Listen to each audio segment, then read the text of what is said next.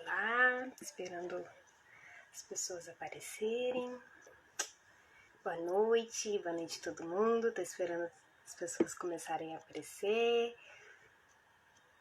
Sejam bem-vindos, sejam bem-vindas. Estamos aqui mais uma noite muito especial.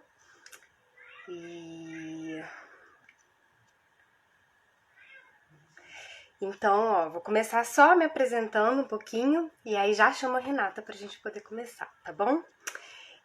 Eu sou Luana, sou psicóloga, educadora e mãe de duas crianças de 3 e 5 anos e tenho um enteado de 10 anos. Sou psicóloga principalmente familiar e para crianças, olhando sempre para esse contexto familiar, quando eu faço todas as minhas atuações. Atendo muito também crianças com necessidades especiais, numa metodologia chamada Método Padovan de Reorganização Neurofuncional. E atuo na Clifops, né, que é uma clínica de fonoaudiologia e psicologia, que tem uma gestão familiar minha com os meus irmãos, a Nayara e o Igor. A gente busca ter uma visão integral para o ser humano, né? Então, atuando dentro desse contexto mais familiar, um olhar mais para o todo, interdisciplinar, e buscando encontrar ter essa missão de dar mais qualidade de vida para quem a gente atende, tá bom? Tenho a honra de chamar agora para a live a Renata Rezende, que é uma grande amiga minha e uma profissional admirável, diretora de uma escola que tem um projeto inovador na Secretaria de Educação da região administrativa do Paranoá. Tivemos uma invasão aqui na live, mas já estamos resolvendo. Então agora eu vou chamar a Renata, tá bom? Renata, pede para entrar de novo, por favor, porque eu não sei se você já me pediu para entrar.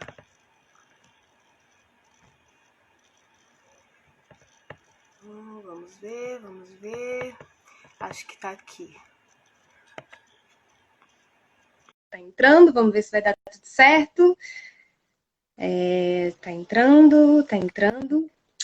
Deu certo. Boa noite, deu certo. Boa noite, Rê. Boa noite. Que legal, coisa boa. Tô muito feliz de ter esse dia com você. Eu vou só fechar a porta para não ter mais uma invasão de novo, tá bom, gente? Pronto. Desculpa. Então vamos lá, Rê. Acho que você pode começar se apresentando e depois a gente fala um pouquinho sobre o que a gente vai falar hoje, tá bom? Tá bom. Primeiro, vocês me ouvem bem. Se vocês não estiverem ouvindo, tá? Podem fazer um sinalzinho aí. Eu nunca fiz isso antes, tá, gente? Fazer live é a primeira da minha vida, assim. Então, eu quero ver se a gente consegue fazer uma conversa bem fluida. Mas é um prazer estar aqui. A Lu me convidou, eu fiquei um pouco tímida, mas eu vou tentar trazer para vocês. Falar um pouquinho, né? Um bate-papo sobre como é que está a escola, como é que a gente, na educação, especialmente na educação pública, está vendo isso. Como a Lu falou, eu sou professora, né? Atualmente eu sou diretora da CAP, né? Que é uma comunidade de aprendizagem do Paranoá, é uma escola pública no Paranoá, aqui no entorno do DF. A gente atende crianças do ensino fundamental 1 atualmente hoje, do 1º ao 5º ano. Né? A CAP é uma escola nova, eu costumo dizer que ela é um bebê, a gente fez 2 anos agora em maio, mas é um projeto acalentado há muitos anos por um coletivo de educadores, né, que buscam uma aprendizagem significativa por meio de trabalho com metodologia de projetos. E a gente lutou muito para conseguir implementar esse projeto dentro da escola pública aqui no DF. Né? A gente tem apoio da Universidade de Brasília, do professor Zé Pacheco também, que orienta outros projetos no Brasil. Né? E, além disso, eu sou historiadora de formação, sou pedagoga, sou mãe do João Pedro, de 12 anos, um rapazinho autista, né? Durante muito tempo, acho que eu me identifiquei muito mais como mãe do que como professora. Agora que ele já tem desenvolvido mais autonomia, eu pude me dedicar a essa função de ser diretora. Porque de ser diretora, eu falo que a CAP é o meu segundo filho, na verdade, né? Então, um filho que dá muito trabalho, como toda criança de 2 anos, né? Então, eu acho que da minha biografia é isso, né? Eu acho que a gente pode começar a falar desse contexto estranho que a gente está vivendo hoje de escola, né? De como é que a gente está vendo isso. Não sei por onde que a gente começa. Beleza. Ah, obrigada. Obrigada pela presença. Obrigada pela presença de todo mundo que está aqui. E vamos começar assim, a gente fazendo uma conversa mesmo, um bate-papo, né? E eu acho que esse momento é um momento muito delicado, né? Eu já fiz uma outra live com a Ludmilla do Cultura Kids, né? Que ela veio enquanto mãe, falando um pouquinho das angústias das famílias, né? Dentro desse momento de isolamento social. E aí, a partir dessa conversa, eu pensei muito em falar com uma professora, né? Trazendo um pouquinho esse contexto dentro da escola, né? Como que a escola está vendo isso. E aí, eu tenho pensado muito, né? Eu acho que a escola pública, a escola particular, elas têm uma postura um pouco diferente, então eu acho que é também muito rico o seu olhar que você está dentro da escola pública e também dentro da escola particular enquanto mãe. Né? E aí eu queria que você falasse um pouquinho como que está esse cenário na escola pública e na escola particular, fazendo contraponto disso. Certo. Então, vamos lá. Eu vou trazer muito a minha vivência, né, de diretora de escola pública. E aí, acho que é importante a gente mapear a questão da escola pública e uma escola pública numa área periférica, né? Porque eu acho que a gente tem vivências diferentes. A escola pública é uma rede gigantesca e a gente tem singularidades em cada processo. E o Paranoá, onde eu trabalho, é uma região de muita vulnerabilidade social. Por que que isso é importante? A escola pública, assim como a escola particular, o isolamento foi decretado na mesma data, então a gente está afastado desde 12 de março, e o que a escola pública vem trazendo é a possibilidade de um ensino remoto. Assim como a maioria das escolas particulares vem também com essa proposta. Só que o que a gente já percebe logo de cara é que numa região com muita vulnerabilidade social, a maioria das nossas crianças tem muitas dificuldades de acesso às novas tecnologias que propiciam esse acesso remoto. Então, esse já é um primeiro problema que a gente tem.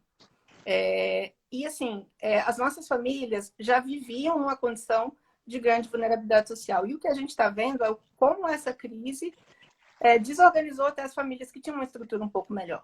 Né? Eram famílias que viviam muito do emprego informal, que foi duramente afetado. Então, eram costureiras, diaristas, que mais que a gente vê? Vendedor ambulante. Então, assim, mesmo as famílias que tinham uma condição melhor de renda, deixaram de ter. Né? Então, uma coisa que a gente percebe muito na escola pública, na região, no entorno, assim, a gente teve uma outra reunião com os diretores, por exemplo, do Paranoá, e eu vi algumas famílias diretoras de Ceilândia, coisa o pessoal falando também, é isso, assim, a gente tem muitas famílias pedindo ajuda para a escola. E eu recebo mais pedidos de ajuda, infelizmente, por questões, não tenho como me alimentar, não estou conseguindo me cadastrar no auxílio assistência, não estou conseguindo entrar em contato com o CRAS, como é que vai funcionar, do que às vezes pedidos por ajuda em material pedagógico. Acontece também? Acontece, mas numa escala menor. Então, as nossas famílias, elas estão muito, eu acho, assim, muito mais desestruturadas. A sensação que a gente tem é essa. E a primeira preocupação dessa família e a primeira preocupação da gente enquanto escola passa, assim, então, um momento de acolher, né? De acolher as famílias. Não há, assim como na escola pública, na escola particular, não houve inicialmente uma diretriz unificada de como que a escola ia se posicionar com relação a isso. Isso é uma coisa que a gente está vendo, eu acho que em as outras unidades da federação, assim, né? As secretarias, até porque foi tudo muito, muito rápido, né? A gente se posicionar e a escola vai fazer assim, todas as escolas vão fazer assim. Mas a tendência do GDF, desde a semana passada, é aderir ao ensino remoto. E a gente já está trabalhando com a teleaula, só que atualmente só num canal de TV. Só de manhã, só na TV Justiça. Então, eles vão ampliar para 4 canais de TV, e aí para todos os segmentos, do ensino médio à educação infantil. Então, vai ter teleaula rolando o dia todo, em 4 canais diferentes. A gente vai ter, e aí, plataforma de apoio. A plataforma no GDF ela já funciona para o ensino médio. A gente está usando o Google, né? O Google Classroom, que é o sala de aula, que muitas escolas, mesmo as particulares, também estão usando. E a secretaria vai... e a ideia é que aí tenha a teleaula, o conteúdo na teleaula, e que as escolas alimentem cada uma a sua plataforma. E o que ficou decidido é que essas atividades remotas, a partir de uma data que ainda não foi definida, quer dizer que o que foi feito até aqui não é considerado dia letivo, isso para todas as escolas, públicas ou particulares, né? Então, o que está sendo feito até então não está considerado como dia letivo, mas depois vai passar a ser. E por que ainda não começou? Porque a secretaria precisa prover toda essa infraestrutura, precisa providenciar mais canais de TV. Eles estão prometendo que as famílias que não conseguem ter acesso à plataforma vão receber esse material impresso. Então, assim, vai ter que haver uma impressão maciça de apostilas, que a gente vai conseguir entregar, que se a gente fizer um mapeamento que a criança não tem acesso à rede de internet, eles vão conseguir fornecer uma rede de dados para essa criança. E aí a gente tem que ver como é que isso vai realmente funcionar. E um outro problema, assim, uma outra questão que tem pairado é a questão da atuação do professor. Porque, por enquanto, essas atividades, os professores estão afastados, mas a atividade de teletrabalho, ela ainda não é obrigatória para os professores. O Simples posicionou contrário a isso por uma série de questões, que vai desde o uso de imagem, precarização de trabalho, você não ter o material necessário para poder produzir a sua videoaula, para poder ficar ali alimentando a plataforma, né? E a secretaria não tem como te prover isso, nem todo professor consegue comprar.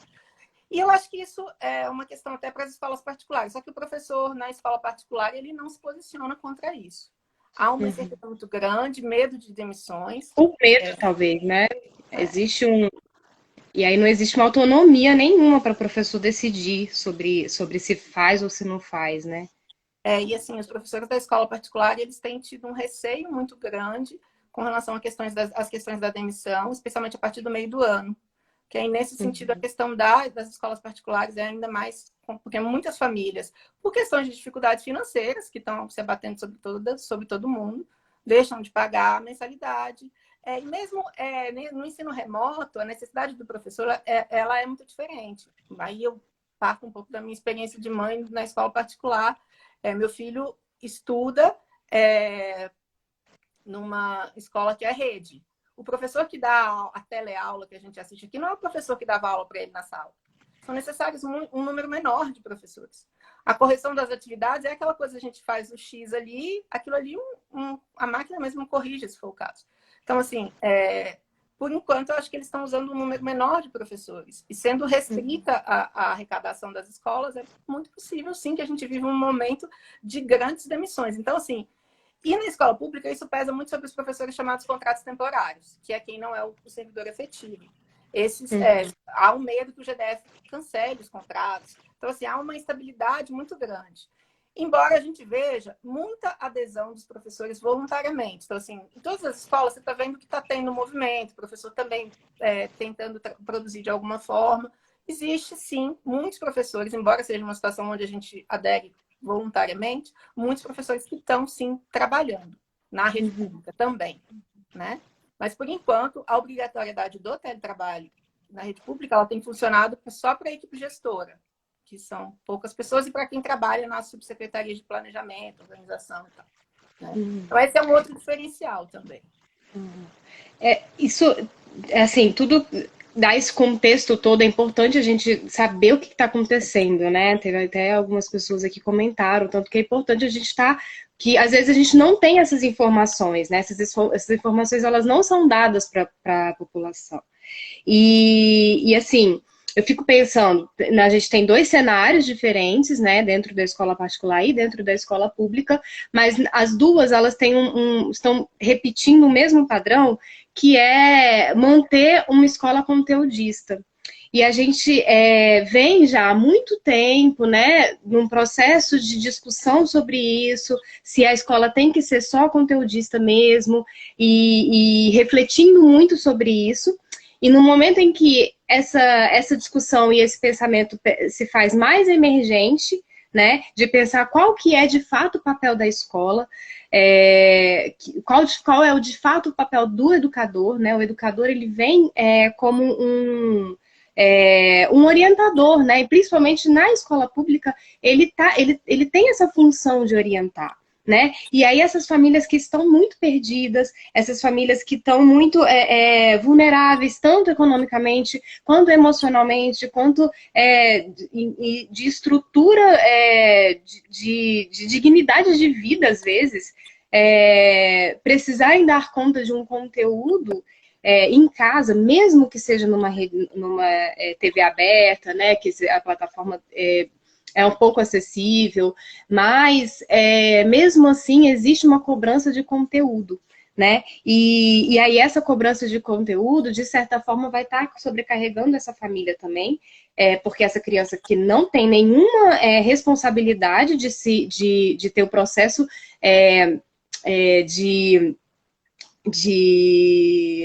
de autodidata, né? Não temos uma população que aprendeu a ser autodidata.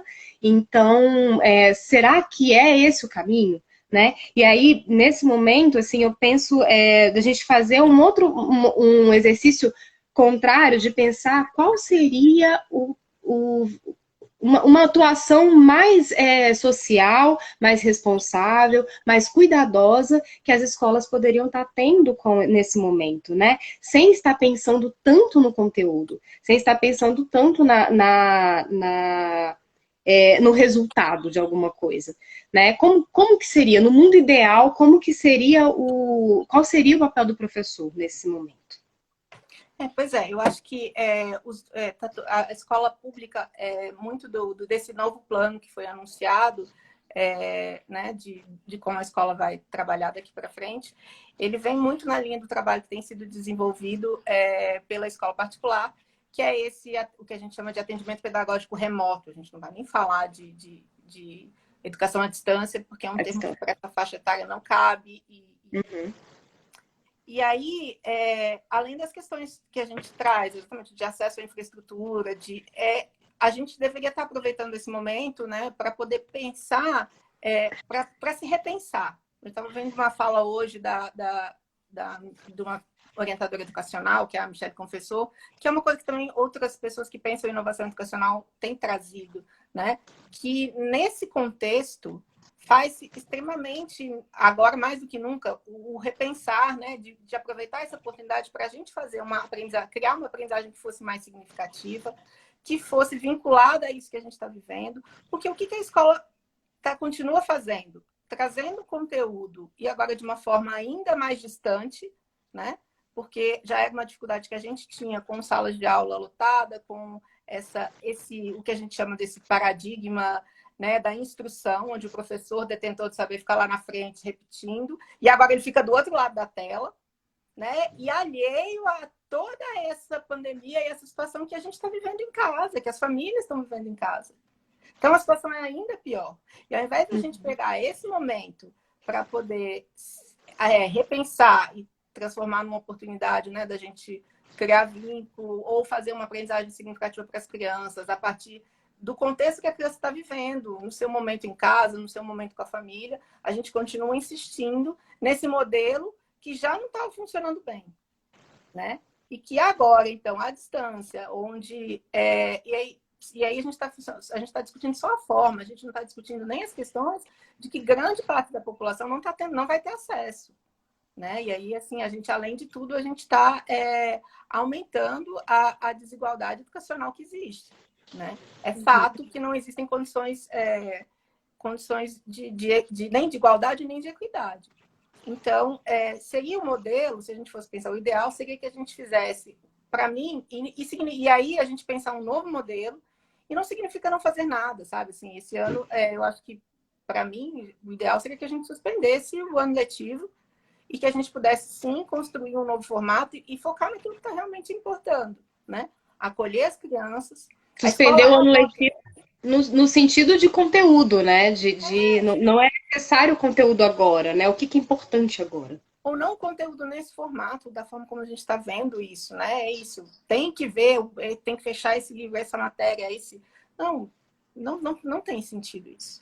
A gente fez uma discussão esses dias, eu acho que eu vi aqui o Escola na Rua, acho que é a aluna, que foi a pessoa que trouxe uma fala incrível sobre isso também. Da hora a gente pensar em suspensão e realmente a escola cumprir o seu papel social, que é continuar desenvolvendo a aprendizagem, educando na cidadania de forma crítica, nesse momento que a gente está vivendo, e não essa coisa insana do conteúdo, onde a gente está tentando transformar pais em professores, pais que já estão numa situação de sobrecarga, né? E é o que a gente está vendo, de sobrecarga, de famílias que estão vivendo uma situação, uma crise enorme. E o que a escola vem? A escola vem e traz mais uma demanda, mais uma questão. Mais uma sobrecarga. E aí, por exemplo, eu vou dizer, aí misturo, é muito difícil para mim não pensar separado as coisas. Mas eu vejo que eu vivo com meu filho, por exemplo. É muito difícil, não faz sentido. Ele ficar vendo aquela teleaula, aquilo não faz sentido para ele. Outros pais têm trazido essa realidade. Os pais da minha escola, alguns, os poucos que acessam as teleaulas, embora a secretaria tenha se esforçado para fazer um material de mais qualidade, especialmente para a educação infantil, né, para os anos iniciais, aquilo não faz sentido para as crianças. Elas não conseguem ver a conexão das coisas, sabe? Eu falo assim, é uma aula solta, e no ambiente em casa. Então, assim, a mamãe hoje mandou mensagem desesperada, ele não quer, ele não chega perto do livro, Então, acalma seu coração, né? A Nayara fez um comentário aqui agora que eu queria até fazer um comentário sobre isso, né? Que é importante os pais questionarem as escolas.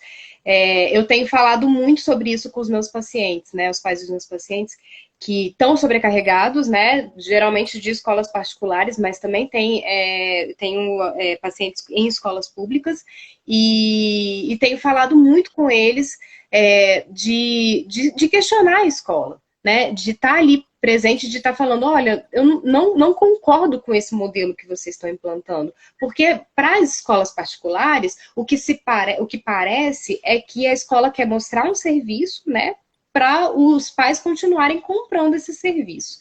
E nas escolas públicas, é mais difícil fazer esses questionamentos, porque as coisas vêm muito de fora. Né? Então é isso, vai ter uma teleaula numa TV aberta com professores do país inteiro, né? Não necessariamente os alunos vão assistir às aulas de professores que eles conhecem. Então, assim, como acontece na escola do João, né, do seu filho, também acontece nas escolas, vai acontecer nas escolas públicas, né? Vai ser um trabalho em rede, não vai ser um trabalho direcionado para aquela comunidade específica, naquele olhar das necessidades daquele lugar, né? Então, eu acho que é importante a gente pensar nisso mesmo, como que a comunidade pode estar questionando esse modelo que está sendo implementado, né? E que está sendo imposto, na verdade. Vamos lá, a gente vai ter... Vamos começar a querer saber qual é as aulas que foram dadas ou não foram dadas, o que o aluno produziu ou não produziu, se ele vai passar de ano ou não vai passar de ano. Isso não faz sentido nenhum nesse momento, né? Então, eu acho que é mais do que emergente que a escola se reinvente nesse momento, né? Esse eu acho que era o grande... o que a gente deveria estar fazendo, sabe? Exato.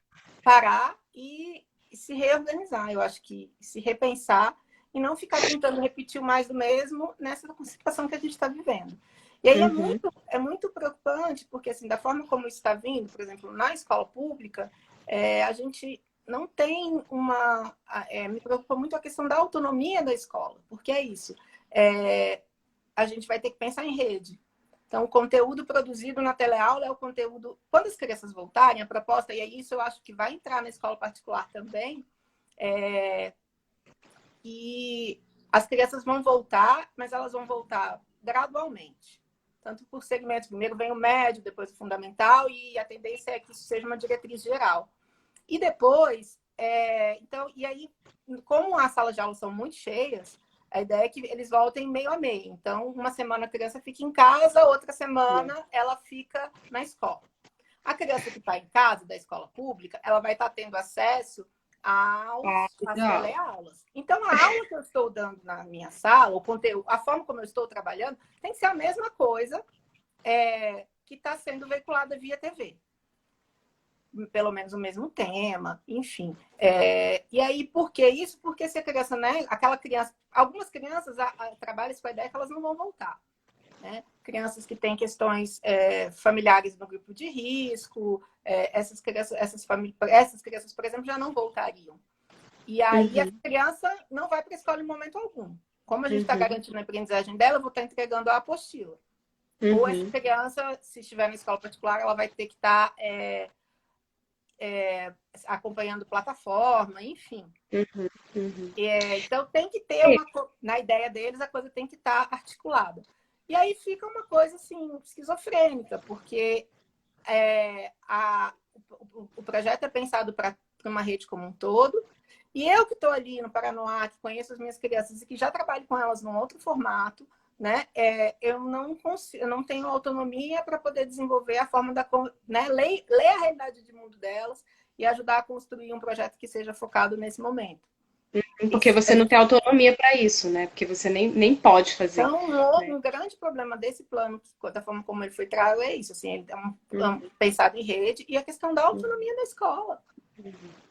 Eu queria que a gente falasse um pouquinho agora, né? Focar um pouquinho em como que estão os professores nesse contexto todo, né? Que você consegue acessar os professores, a sua equipe, né? Como que o professor está lidando com esse momento, né? Como que ele está emocionalmente nesse contexto? Tá abalado, tá difícil, tá com medo, tá angustiado, né? Eu acho que existem muitos fatores aí que vão estar passando por esse professor e como que ele está lidando com essa situação. Então, eu acho que os professores, primeiro assim, na nossa dimensão de ser humano, eu acho que está muito difícil qualquer pessoa estar bem, né? A gente vendo essa série, a gente passando por toda essa conjunto, vivendo tudo isso que a gente está vivendo, né? Já é uma forma, isso já nos afeta enquanto ser humano. Os professores estão sentindo isso. Conheço professores que têm, por exemplo, parentes que estão doentes, que já perderam pessoas, então isso afeta alguns diretamente. E essa questão do isolamento também mexe muito com a gente, né? Com a gente enquanto ser humano. Para os professores especificamente, eu acho que tem havido muita incerteza. Então, assim, professores de escola particular, professores de contrato temporário na rede pública, é isso. A gente não sabe se o GDF renova ou não renova, vai, de repente, suspender, porque não há uma diretriz muito clara. Há uma angústia muito grande com relação a isso, sabe? Então, a questão da estabilidade do professor, né? Que muitos não têm. E com relação aos professores efetivos, mesmo como todo servidor público, para a questão da possibilidade de corte de salário, né? Então, tem essa incerteza sobre como vão ficar as coisas nesse âmbito, né, financeiro para a gente, que também gera muita angústia. Então, os professores estão em uma situação muito frágil. E a questão assim, de estar longe da criança, essa coisa de, né, ter um contato que não é habitual, e que às vezes é muito difícil, mesmo quando você tem. Então, eu falo das minhas crianças pequenas, assim, a gente fez uma ação, a gente tem feito uma ação, então meu contato passa muito por isso. A gente vai na casa das famílias, leva cesta básica e material pedagógico, algumas atividades que a gente fez para as crianças, muito nesse foco, assim, né? Exatamente, está tentando manter o vínculo. Eu tenho professores que trabalham vídeo com as crianças. E aí é frustrante, assim, que às vezes você vai, por exemplo, teve uma menininha que ela ficou me esperando a manhã inteira, e ela tava de vestidinho, ela queria que... Porque, imagina, eu fui na casa dela, na casa, ela queria que eu subisse, que eu tomasse café, até porque ela tá em isolamento, era tipo um evento, ela não tá nem saindo de casa, desceu para pegar a cesta, e queria que eu subisse, e aí chora, e aí quer abraçar, quer contato físico, sabe? Então isso, assim, é muito é muito angustiante, assim. Para nós, e aí eu falo por mim de cara, assim, essa questão de estar vendo a fragilidade, a vulnerabilidade das nossas famílias de uma forma que eu nunca tinha vivido, porque isso a gente também tem vivido esse momento de apoiar, e o apoio maior que as minhas famílias estão precisando nesse momento, inicialmente pelo menos, foi esse. Então a gente foi até a casa das famílias. Por exemplo, eu atendo uma comunidade muito grande do Itapuã. Tem uma parte do Itapuã que eu não conhecia, que eu nunca tinha ido, eu não sabia onde era a casa dessas famílias, onde era, né? E a gente foi deixar, porque se as famílias não chegam, elas não. E aí é uma coisa que a gente vai ter que pensar em alguns momentos. As famílias não conseguem ir buscar as tais das apostilas. Fora isso, que a gente já está pensando que a internet elas não vão conseguir chegar. Então, assim, eu tive professor que fez. A gente imprimiu, ele foi em todas as casas, os 30 alunos, para levar o material. E o material que era, assim, construído, assim, ele tem... Eram 7 grupos diferentes, porque era pensado meio que quase individualmente para a criança. Então, era uma carta que ele escrevia, era um tipo, ó, essa criança tem esse interesse, aí ele montou o material esse para essa criança, sabe?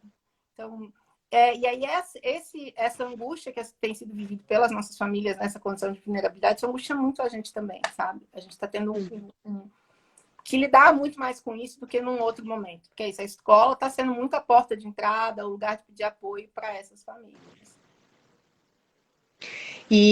Mas eu tenho sentido que o professor está muito abandonado, né? Nesse momento, assim. Dentro da escola particular, ele está sendo cobrado e pressionado, né? E dentro da escola pública, ele está sendo abandonado. Né? Então não existe nenhum tipo de cuidado eu acho que já é uma coisa da categoria, né? Na escola pública também a gente é bastante pressionado, assim. Eu acho que é uma realidade, apesar da questão da estabilidade. Pois é, e é uma categoria que deveria estar sendo tão cuidada, né? Porque ela cuida, né? E então, assim, como que a gente pode, né, tá atuando para estar cuidando dessa classe, assim, que está tão angustiada, tão sofrida, né? E nesse momento ela não tem o que é mais importante para ela, que é o contato com o aluno, né? E é isso, né? Ela está fazendo videoaula através de uma mídia extremamente fria, porque o celular é uma mídia fria, né? O computador e uma câmera, falar na frente de uma câmera, uma pessoa fez um comentário aqui falando isso, de fazer uma aula na frente de uma câmera é uma coisa. Fazer na frente de uma turma com seus alunos que estão, mesmo que façam bagunça, que tudo isso é um calor, né? Existe uma relação ali. Que eles perderam isso. Então, os professores estão, assim, o que era mais valioso para eles, eles estão sem, né? E, em contrapartida, a criança também, né? Porque é onde a criança tem o refúgio, né? Muitas vezes, e dentro desse contexto que você está falando, a escola é o refúgio dessas crianças, né? A escola é o respiro delas. E como está isso agora, né? Como que está essa situação dela estar em casa, né? Dela tá no lugar em que muitas vezes a casa dela é o espaço de agressão, né? Que ela se torna mais vulnerável. Então, assim, que não há acolhimento, né? E quando há também, tem aquela família que não sabe lidar com aquela criança em casa, né? Como tá orientando, né? Então, a escola, que é o espaço de referência para essa criança, também está perdido, né? E esse pai que também está mais perdido do que tudo, que não é professor, que não sabe dar aula, que não sabe o que fazer com a criança para ocupar o tempo dela e precisa trabalhar, né? E precisa ganhar a vida, ou não tá, ou perdeu o emprego, está desempregado, não sabe como é que vai botar comida na mesa de casa. Então a gente tem aí um contexto, né, de muita vulnerabilidade, né? De todo mundo estar realmente muito sentido. Então eu tenho até algumas coisas que eu anotei aqui, né? Angústia, pressão, cansaço, sobrecarga, insegurança, saudade, falta de organização, raiva, medo, né? E todos esses sentimentos, todas essas emoções vão passando pelos professores, pelas crianças e pelos cuidadores, né? Pelas mães, pais e cuidadores em casa. E então, assim, eu estou dando assim um contexto que realmente não é fácil de lidar, né? Daí eu queria que você falasse, se quiser falar mais alguma coisa sobre isso, assim, mas eu acho que é mais ou menos o que você falou. E aí como a gente poderia fazer isso, né? Eu vi as perguntas aqui, a hora que você fala, eu consigo ler o que está passando. E a Mayara perguntando aí como é que deveria ser essa rotina desse cotidiano, né? De aprendizagem em casa. E eu acho que deveria ser pensado em função desse contexto, do contexto de cada família. Eu não posso dirigir uma família muito em uma situação, e aí a gente vê essa diferença, né, numa situação de extrema vulnerabilidade, que ela ainda tenha que, exatamente, desenvolver o mesmo número, fazer a mesma apostila que a família de uma outra criança que está ali. Eu tenho algumas famílias que os pais estão criando coisas para as crianças, fazendo apostila, pega livro na escola, isso também tem. Né? Tem famílias que estão tendo facilidade, são poucas, mas tem facilidade com isso. Eu acho que a ideia é você aproveitar esse momento para poder fazer. Sim, se você conseguir manter esse vínculo com a aprendizagem, com a escola, com o espaço, né? E como fazer isso? Fazer isso da forma mais significativa possível para essa criança. Então, criando espaço para se falar sobre as dificuldades do contexto, sobre essa falta que ela está sentindo, entender a realidade que está se processando, sobre a falta que ela sente da escola, sobre a falta que ela sente dos colegas. Então, muitas das atividades que a gente tem desenvolvido na escola, elas têm tido esse foco, esse acolhimento, essa manutenção do vínculo da criança com aquele professor que ficou com ela um mês e pouco, né? E de alguma certa, promover talvez uma discussão com os colegas, para quem trabalha com grupo de WhatsApp, eles fazem, eu acho que essa é uma realidade que acontece com crianças que têm acesso, e as crianças estarem se vendo pelo menos virtualmente, assim, sabe? Era uma possibilidade. E trabalhar essas atividades dentro desse contexto. Então, né, a gente está em casa, a gente envolver a criança, sei lá, trabalhar com receita, pensar projetos a partir para as crianças maiores, de orçamento de casa, e principalmente coisas que a criança gosta. Não adianta a gente forçar, igual uma mãe que me mandou mensagem hoje, está desesperada porque ele não quer, ela pega as atividades de letra. Eu falei, ele não quer, você vai forçar, você vai deixar ele com mais raiva de ter que aprender isso desse jeito. Não, deixa ele respirar. Ele tem tá 6 tudo anos, bem não querer, tá né? tudo bem, deixa ele brincar, né? Ele já não queria antes. Falei, vamos fazer coisas que ele gosta, vamos brincar com ele. Aí, a partir da brincadeira, a gente vai construindo. Ele é louco por super-herói. Vamos trabalhar, então, a partir dos super-heróis, que é um foco de interesse dele. Vincular os super-heróis com esse contexto que a gente está vivendo. Foi algumas coisas que a gente trouxe de ideias para ela. Assim. Então, é isso. Você olhar o contexto individual daquela família, que tipo de estrutura essa família tem, que meios ela pode acessar. Então, eu vou sugerir vídeo, eles têm acesso, eles conseguem. Então tá, se não, como que a gente vai trabalhar? Então, era o momento da gente estar fazendo um processo de olhar muito mais individualizado. E aí tá pensando numa adaptação curricular, que agora, coisas que a gente que lidava com educação especial, a gente sempre foi o nosso foco, agora a gente teve que pensar em adaptação curricular para as crianças neurotípicas também, sabe? É isso, é esse olhar individualizado que as escolas que trabalham com formatos mais inovadores buscam.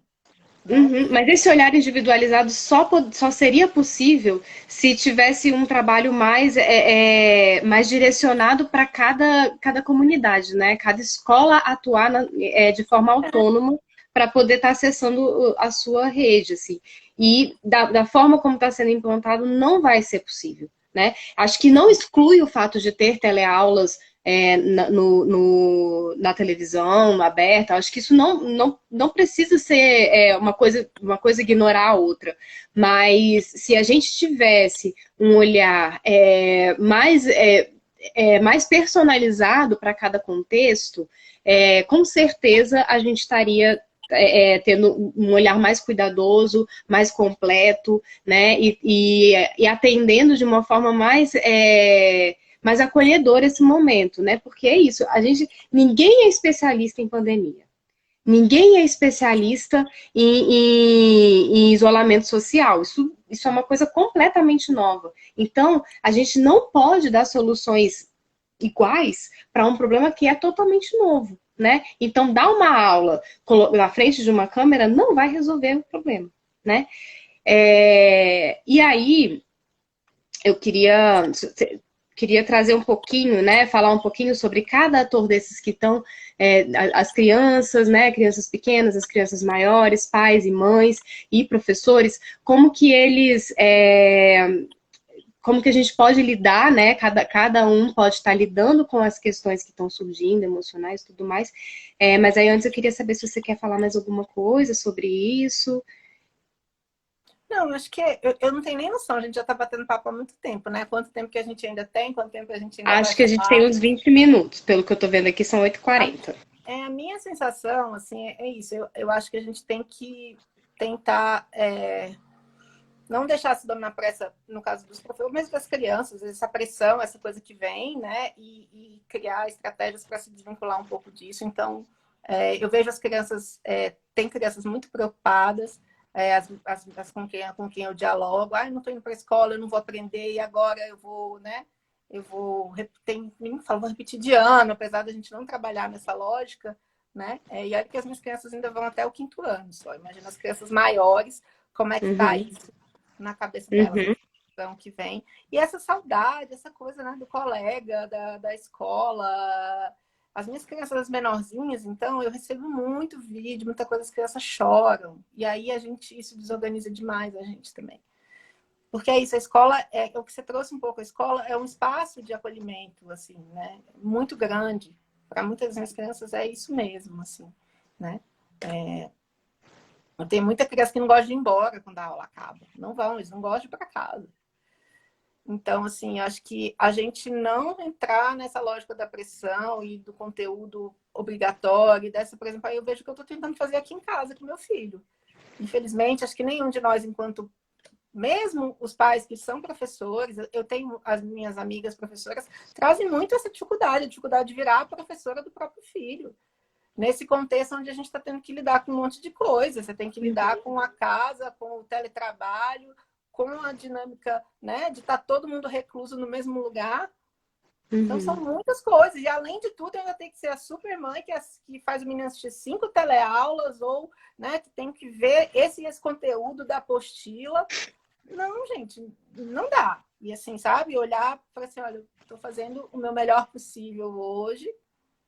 Não entrar nessa lógica, porque senão a gente nem não dá conta, enquanto pessoa, enquanto professora, e não passar isso para as crianças.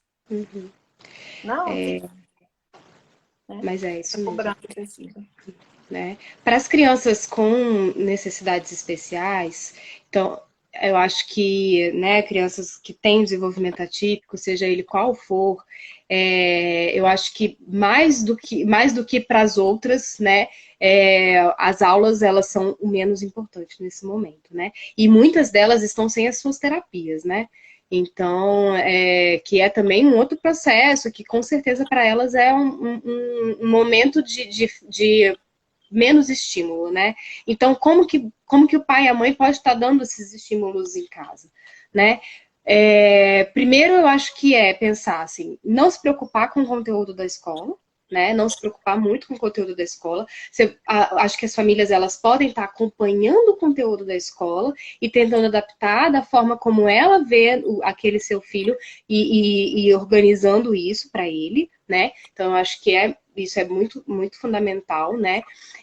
Tentar trazer, assim, falar com os terapeutas, né? Falar com as pessoas que atendem, ou ouvir, né? Acho que na internet tem muito conteúdo sobre como lidar com várias patologias, né? Então, acho que também ver, assim, como fazer estimulação sensorial, né? Como fazer uma estimulação corporal, não se preocupar com ela estar aprendendo alguma coisa, mas sim dela estar num processo de desenvolvimento, né? Então, acolhendo esse processo de desenvolvimento dela,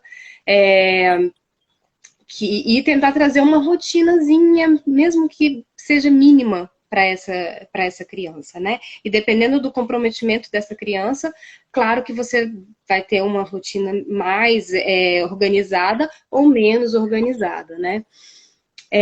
Para as crianças pequenas, né? Para as crianças pequenas neurotípicas, eu acho que a gente precisa dar espaços de brincar, né? O mais importante é ela ter espaços de brincar, espaços de brincadeira livre, né? Espaços de faz de conta, dar instrumentos para ela desenhar, para ela pintar, né? Contato com a natureza na medida do possível, mesmo que seja olhar para a janela e ver o pássaro passando, né? Eu passo muitos exercícios para os meus pacientes, né? Eu falo um versinho para eles de algum elemento da natureza e falo, ó, essa semana você vai ver como que o vento tá lá na janela, né? O que ele balança? Será que o vento balança o prédio? Ou será que ele balança a árvore? Né? Então, assim, pensar um pouquinho como introduzir a natureza para essa criança, eu acho que é fundamental, né? Trazer um ritmo diário, né? Um ritmo de organização do dia, sem uma rotina rígida, né? Uma criança pequena não precisa de uma rotina rígida, de robótico, né? Mas assim, ela precisa de um ritmo de respiração, de organização exterior, né? Então, atividades de expansão, atividades de contração. Então, se ela está no movimento mais interno, depois ela vai fazer um movimento mais externo, né?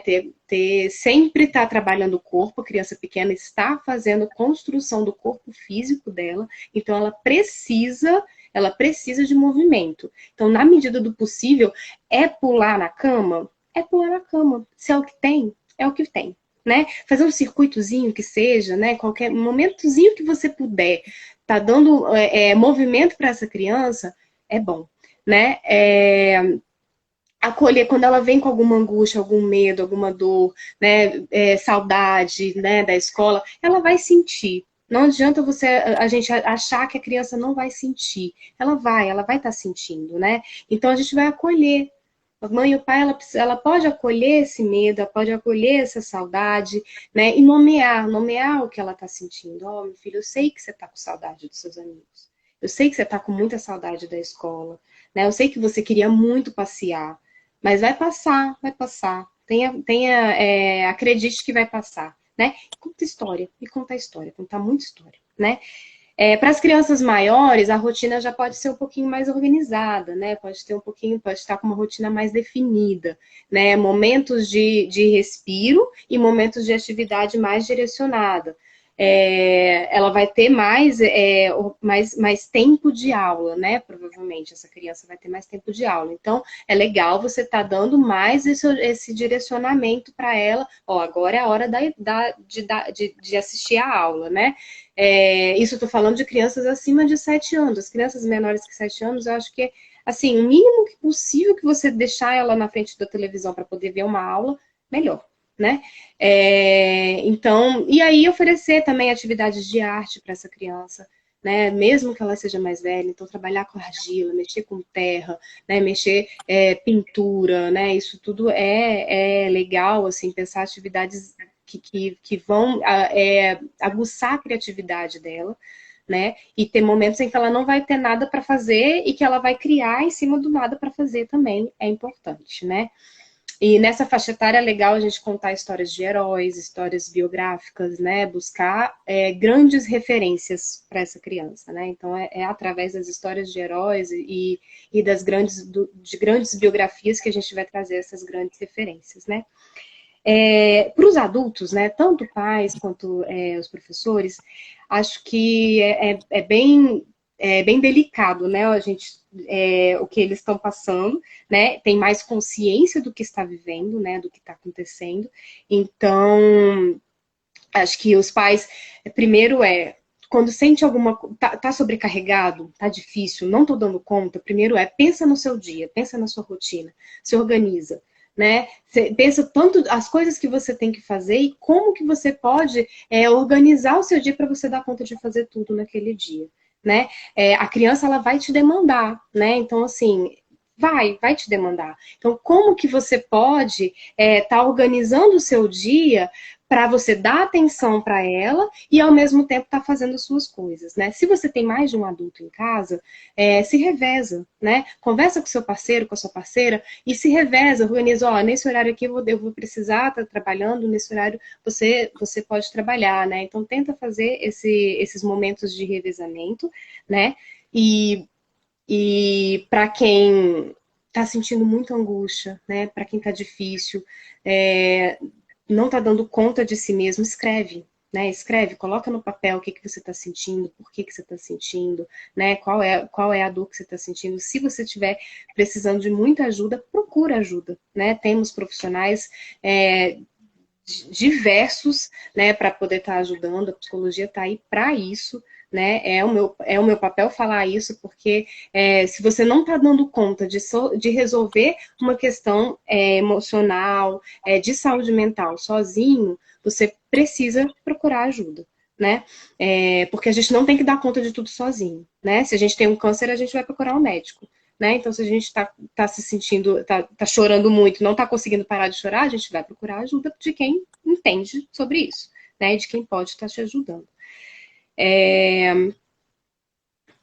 Acho que é mais ou menos isso. E aí, tem um exercício que para os adultos é muito legal fazer, que é à noite, ao ir dormir, né, fazer uma retrospectiva noturna. Pensar no seu dia de trás para frente. Isso dá uma consciência de si mesmo muito forte. E aí você vai olhar para aqueles momentos do dia em que você estava mais presente ou estava mais ausente. Em que momento você pode estar dando mais atenção para o filho ou menos atenção para o filho. Ou que você pode estar mais conversando com ele, explicando, olha, agora eu preciso fazer isso. Então, vem aqui, faz essa atividade aqui enquanto eu estou terminando esse trabalho aqui. Enfim, tentar dialogar, né? Tentar dialogar com quem está perto de você, né? Tanto com os filhos quanto com os parceiros, né? Explicar o que está acontecendo para poder você tentar se organizar, né? É isso. Acho que foram ótimas suas dicas, Lu. Até eu vou colocar umas em prática, assim. E é engraçado que essa que você trouxe, por exemplo, da escrita e tal, é uma coisa, por exemplo, que propus para uma aluna lá da escola, assim, né? Que é a construção de diário, por exemplo, que é uma forma também dela estar lidando com os sentimentos que ela está trazendo. É uma menina de quinto ano, acho que é 11 anos. Tem 11 anos. Então, aí, que aí também de você estar conseguindo trabalhar a habilidade de escrita e de estar conseguindo ela mesma verbalizar tudo que ela está sentindo nesse momento, assim, sabe? Acho que são bem legais essas suas dicas, acho que ajuda muito. Escrever, desenhar, né? Acho que colocar no papel é bom para você tomar consciência, né? E, gente, eu tô assim, muito feliz de estar fazendo, tá dando esse conteúdo, né? Vai ficar gravado no IGTV, eu acho que se eu conseguir deixar gravado no IGTV. Se não conseguir deixar gravado no IGTV, vai estar no YouTube também. Quem quiser esse conteúdo e achar que tem alguém que vai se beneficiar desse conteúdo, compartilha, né? Acho que mensagem de amor, mensagem que acrescenta o outro, a gente compartilha, né? Então, fica aí meu convite a participar mais. Toda semana a gente está fazendo live aqui na Crifox, com conteúdos muito bacanas. Tivemos já algumas lives que trouxeram agregaram muito valor, né? Semana passada a gente falou com uma conselheira tutelar, né? E a gente já conversou com psicóloga, né? Falando sobre momentos de angústias, né? Então a gente tem aqui nossos parceiros da clínica que estão aí produzindo um conteúdo muito bacana para vocês. Eu espero de verdade que vocês tenham gostado, né? Rê, muito, muito, muito obrigada pela sua participação. Eu estou assim muito honrada de ter conversado contigo. Eu sempre admirei muito você, quanto pessoa, enquanto mãe, enquanto mulher, e como professora, e toda a sua força, assim, quem conhece essa mulher aqui sabe do que eu tô falando, né, Clara? E, assim, e obrigada a presença de todo mundo, tá? E a gente está à disposição. Gente, eu agradeço o convite, me senti muito honrada. Espero que as pessoas que acompanharam aqui com a gente, que tenham gostado, que tenha sido útil, né? Como foi, para mim foi muito legal, a gente é muito amiga também, então assim, para mim estar conversando com você é sempre assim, flui, né? Então acho que fiquei bem, ao contrário do que eu imaginava, fiquei bem tranquila. E aí eu espero que a nossa conversa também tenha enriquecido a vida das outras pessoas, né? Porque acho que esse tem que ser um objetivo desse momento também, a gente levar um pouco de leveza, de reflexão, né, para as outras pessoas que estão virtualmente com a gente, que é como dá para ser, né? Exatamente. É isso, obrigada. Obrigada a todo mundo que ficou aí com a gente, escutando a gente. Tá bem, ó. Beijo para todo mundo e até semana que vem.